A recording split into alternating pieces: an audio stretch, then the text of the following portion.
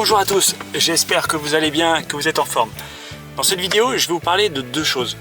La première, c'est par rapport aux engagements que j'ai pris hier, de me mettre deux réveils. Donc j'ai bien mis un réveil hier à 21h30 pour dire d'aller me coucher plus tôt. J'ai pas réussi à tenir mon engagement parce que j'étais en train de faire des choses professionnellement. Et vous voyez comme quoi le cerveau, eh bien, il nous aide pas forcément. Le cerveau m'a pas aidé parce que ce que j'étais en train de faire hier à 21h30, quand ma montre a sonné, j'aurais très bien pu tout arrêter et aller me coucher comme j'avais pris l'engagement dans le vlog que j'ai édité hier. Donc ça, c'est assez impressionnant, d'autant plus que la tâche que j'étais en train de réaliser, c'est pas une tâche prioritaire. J'aurais pu la remettre à demain et moi d'aller me coucher, prendre cet engagement d'aller me coucher à 21h30 pour dormir à partir de 22h. Bref, du coup j'étais un petit peu en retard par rapport à cet engagement-là. Mais ce matin, eh bien, j'ai bien réussi à me lever parce que hier soir, juste avant de me coucher, j'ai préparé toutes mes affaires pour faire du sport ce matin. Donc j'ai tout mis dans ma salle de bain, mes affaires de sport. Ce matin à 6h15, mon réveil a sonné, je suis levé du lit, je suis allé à la salle de bain, j'ai bu un coup et puis je me suis changé et je suis parti courir pendant une demi-heure. Donc j'étais déjà en mouvement. Les changements que ça m'apporte, pour l'instant, ma journée est terminée, là je sors de signer une estimation de maison. Ce que ça m'apporte, c'est qu'en réalité c'est agréable d'avoir déjà fait du sport alors que ma journée est presque terminée. Donc ça c'est super pratique parce qu'en fait je gagne un temps fou. Et en plus de ça, je pense que demain j'aurai des courbatures parce que j'y suis allé un peu fort ce matin, étant donné que voilà, ça fait longtemps que j'ai pas fait de sport comme ça. Donc forcément, pour l'instant, j'y vois du positif. C'est que le premier jour. C'est que le premier jour. Voilà. La deuxième chose que j'aimerais vous dire, c'est que, comme je vous l'ai dit, je suis agent commercial indépendant en immobilier. Donc, je vends des maisons, je gère des biens que je mets en location, etc. Je suis rattaché à une agence physique. Ce qui fait que je ne rentre pas dans certaines cases. Je vous explique. Là, je suis dans ma voiture. Je viens de rentrer, ma voiture elle a 340 000 km. Le mois dernier, j'ai changé des durites, j'ai dû changer des freins, j'ai dû changer des pièces qui cassent soudainement juste à cause de la vieillesse. En fait, c'est des pièces d'usure, mais qui s'usent très très longtemps. Et comme la voiture a plus de 10 ans, elle commence à s'user très rapidement et ça me coûte un bras. Dans mon activité, j'ai besoin d'un véhicule tous les jours pour mon activité. Donc j'ai de la chance, dans ma famille, on a deux véhicules. Mon épouse a une voiture, moi j'ai celle-là. Donc l'idée, c'est de partir sur un véhicule de location.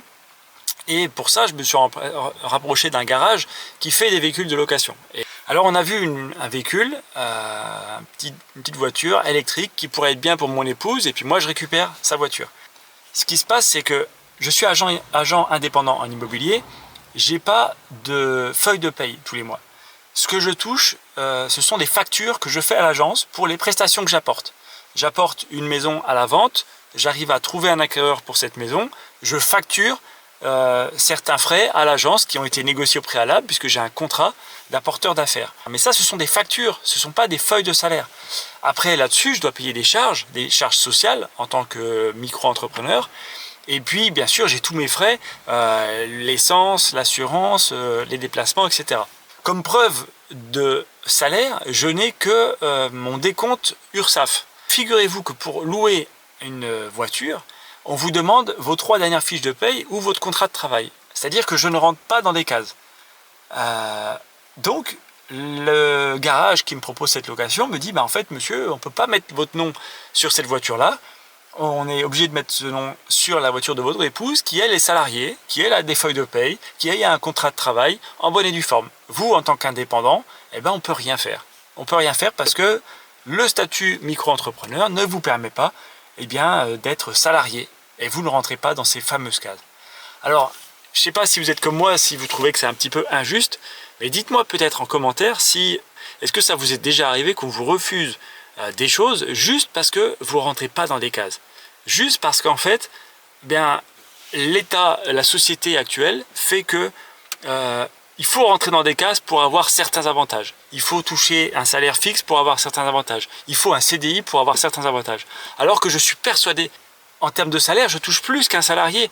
Et pour ça, en termes de qualité de vie aussi, puisque vous voyez là, j'ai terminé de travailler, je travaille quand je le souhaite, si je prends les appels, si je prends pas d'appels, je travaille pas. Enfin bref, c'est un peu du travailler plus pour gagner plus, comme disait Sarko. Maintenant, voilà, je rentre pas dans des cases Et vis-à-vis de la société, vis-à-vis de certaines choses, c'est quand même dommage d'en arriver là, de dire bah ouais mais monsieur, vous rentrez pas vous rentrez pas, je peux pas vous noter, vous n'êtes pas en CDI, vous n'êtes pas en CDD, vous êtes indépendant, et en tant qu'indépendant, en plus vous êtes micro-entrepreneur, donc vous n'avez pas de bilan fiscal.